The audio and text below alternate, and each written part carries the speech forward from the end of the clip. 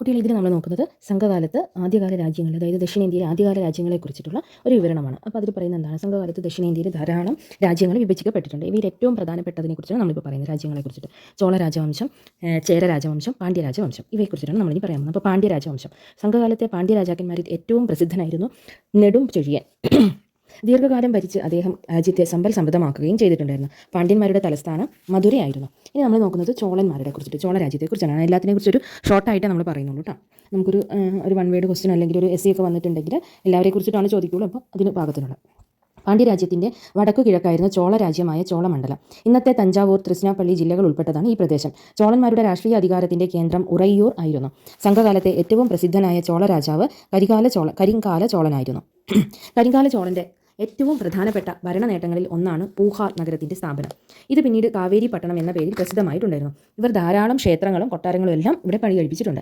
AD 4-ാം നൂറ്റാണ്ട് മുതൽ 9-ാം നൂറ്റാണ്ട് വരെ ഒരു രാഷ്ട്രീയ ശക്തി എന്ന നിലയിൽ ചോളന്മാർ അപ്രസക്തരായിരുന്നു. ഇനി അടുത്ത നമ്മൾ നോക്കുന്നത് ചേര രാജവംശത്തെക്കുറിച്ചാണ്. പാണ്ഡ്യ രാജ്യത്തിൻ്റെ വടക്കു പടിഞ്ഞാറൻ ഭാഗത്തായിരുന്നു ചേര രാജ്യം. ഇന്നത്തെ കേരളവും സേലം, കോയമ്പത്തൂർ എന്നീ ജില്ലകളിലെ ചില ഭാഗങ്ങളും ചേർന്നതായിരുന്നു ചേര രാജ്യം. ചേര രാജാക്കന്മാരിൽ അറിയപ്പെട്ടിരുന്ന ആദ്യത്തെ ആൾ ഉദയൻ ചേരലാതനായിരുന്നു. ആദ്യകാല ചേര രാജാക്കന്മാരിൽ ഏറ്റവും പ്രശസ്തൻ ചെങ്കുട്ടവൻ ചേരനായിരുന്നു. ഇദ്ദേഹത്തിൻ്റെ കാലത്താണ് ചിലപ്പതികാരം രചിക്കപ്പെട്ടത്. ഇവരുടെ ആദ്യകാല തലസ്ഥാനം മുത്തൂരായിരുന്നു. AD 2-ാം നൂറ്റാണ്ടിന് ശേഷം ചേരന്മാരുടെ പ്രതാപം ക്ഷയിക്കാൻ തുടങ്ങുകയും അവർ ഇല്ലാതാവുകയും ചെയ്തു.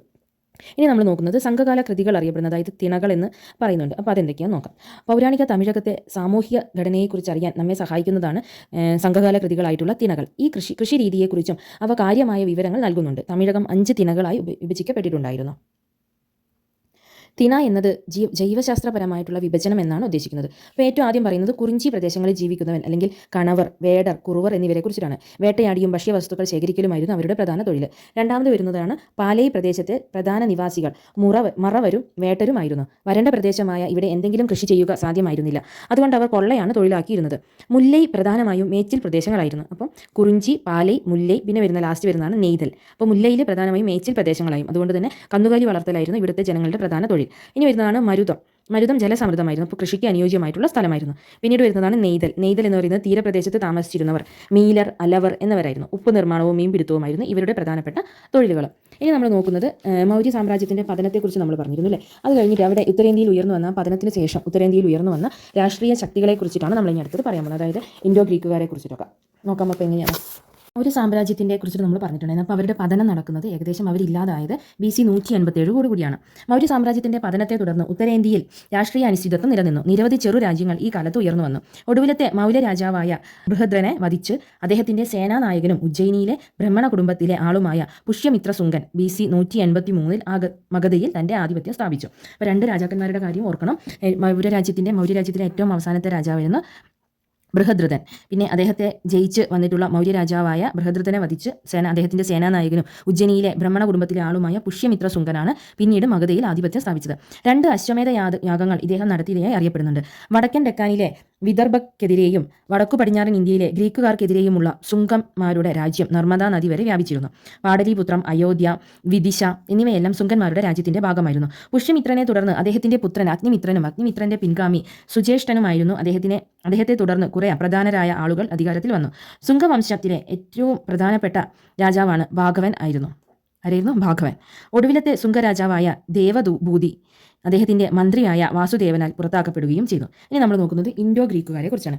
ഇൻഡോ ഗ്രീക്കുകാർ BC 200 ശേഷം ഇന്ത്യയുടെ വടക്കു പടിഞ്ഞാറൻ അതിർത്തിയിൽ പല ആക്രമണങ്ങളും നടക്കുകയുണ്ടായി. ഹിന്ദു കുഷ് മലനിരകൾ കടന്ന് ആദ്യമായി ഇന്ത്യയിൽ പ്രവേശിച്ചത് ഗ്രീക്കുകാരാണ്.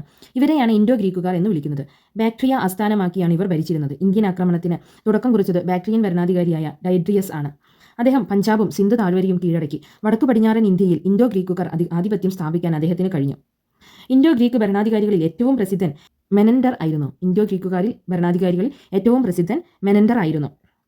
മെലിന്ധ എന്നാണ് അറിയപ്പെടുന്നത്. അദ്ദേഹത്തിൻ്റെ ഭരണകാലത്ത് ഇൻഡോ ഗ്രീക്കുകാരുടെ രാജ്യം രവി നദി വരെ വ്യാപിച്ചിരുന്നു. പഞ്ചാബിലെ സിയാൽകോട്ട് ആയിരുന്നു അദ്ദേഹത്തിൻ്റെ തലസ്ഥാനം.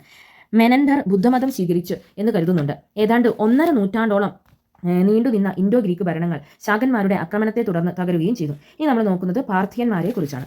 പാർത്ഥിയന്മാർ ഉത്തരേന്ത്യയിൽ ചെറിയൊരു പ്രദേശം മാത്രമാണ് കൈവശം വെച്ചത്. ഇന്ത്യയിൽ അധികാരം സ്ഥാപിച്ച ഒന്നാമത്തെ പാർത്ഥിയൻ രാജാവായിരുന്നു മിത്രഡേറ്റ് രണ്ടാമനായിരുന്നു. ഈ വംശത്തെ പാർത്ഥിയൻ രാജാവ് മിത്രഡേറ്റ് രണ്ടാമനായിരുന്നു. ഈ വംശത്തിലെ ഏറ്റവും പ്രസിദ്ധമായ രാജാവ് ഗോഡ് ഓഫ് ഫർണസ് ആയിരുന്നു. അദ്ദേഹത്തിൻ്റെ പ്രശസ്തിക്കുള്ള കാരണം ക്രിസ്തുവിൻ്റെ ശിഷ്യനായ സെൻറ് തോമസുമായുള്ള ബന്ധമാണ്. ഇനി നമ്മൾ നോക്കുന്നത് കുഷാനന്മാരെ കുറിച്ചാണ്. വടക്കു പടിഞ്ഞാറൻ പ്രദേശത്ത് പാർത്തിയന്മാരെ തുടർന്ന് അധികാരത്തിൽ വന്നത് കുഷാനന്മാരാണ്. അവർ ക്രമേണ ഉത്തരേന്ത്യയിൽ പ്രദേശങ്ങളിലാകെ വ്യാപിച്ചു. കുഷാനന്മാരെ യൂജികൾ എന്നും വിളിക്കാറുണ്ട്. കുഷാന സാമ്രാജ്യം പല നാഗരികതകളുടെയും സംഗമസ്ഥാനമായിരുന്നു എന്നതാണ് ഇതിൻ്റെ മറ്റൊരു പ്രധാനമായിട്ടുള്ള കാര്യം. കുഷാന രാജവംശത്തിലെ പ്രസിദ്ധനായ രാജാവാണ് കനിഷ്കൻ. കനിഷ്ക രാജാവിൻ്റെ കാലത്താണ് കുഷാന വംശം കൂടുതൽ പ്രശസ്തി ആർജിച്ചത്. ഇനി നമ്മൾ നോക്കുന്നത് ഒറ്റൊരു കാര്യം കൂടിയുള്ളൂ നമുക്ക് നോക്കാനുള്ളത്. ഗൗതമീപുത്ര ശതകർണിയുടെ പ്രധാന നേട്ടങ്ങളെ കുറിച്ചിട്ട് മാത്രം. ശതവാഹന വംശത്തിലെ ഏറ്റവും പ്രസിദ്ധനായ രാജാവാണ് ഗൗതമീപുത്ര ശതകർണി എന്ന് നമ്മൾ പറഞ്ഞിരുന്നു. ആക്രമണങ്ങളിലൂടെയും സാമ്രാജ്യം വികസിപ്പിക്കുക എന്ന നയം പിന്തുടർന്ന് ഗൗതമീപുത്ര ശതകർണി ശാകന്മാർ, യമനന്മാർ, പഹലന്മാർ എന്നിവരെയെല്ലാം തോൽപ്പിച്ചു. മാൾവ രാജാവായ നഹപാതയെ തോൽപ്പിച്ചതായിരുന്നു അദ്ദേഹത്തിന്റെ ഏറ്റവും വലിയ നേട്ടം. പ്രതിഷ്ഠാധാനം ആയിരുന്നു അദ്ദേഹത്തിന്റെ തലസ്ഥാനം. പ്രതിഷ്ഠാനത്തിലെ പ്രഭു എന്നാണ് അദ്ദേഹം അറിയപ്പെട്ടത്. വടക്ക് മാൾവ മുതൽ തെക്ക് കൊങ്കണം വരെ പരന്നു കിടക്കുന്നതായിരുന്നു ശതകർണിയുടെ സാമ്രാജ്യം. ഗൗതമീപുത്രന്റെ പിൻഗാമി വസിഷ്ഠപുത്ര പുലനായിരുന്നു അദ്ദേഹം. ശതവാഹനന്മാരും ശാകന്മാരും തമ്മിൽ നടന്ന യുദ്ധമാണ് അദ്ദേഹത്തിന്റെ ഭരണകാലത്തെ പ്രധാന സംഭവം. ഇത്രയും കാര്യങ്ങളാണ് നമുക്ക് ഈ 6th ചാപ്റ്ററിൽ പഠിക്കാനുള്ളത്. ഇനി നമ്മൾ നോക്കുന്ന 7th ചാപ്റ്ററാണ് ഗുപ്തന്മാരും അവരുടെ പിൻഗാമികളെയും കുറിച്ചിട്ട്. ഓക്കെ.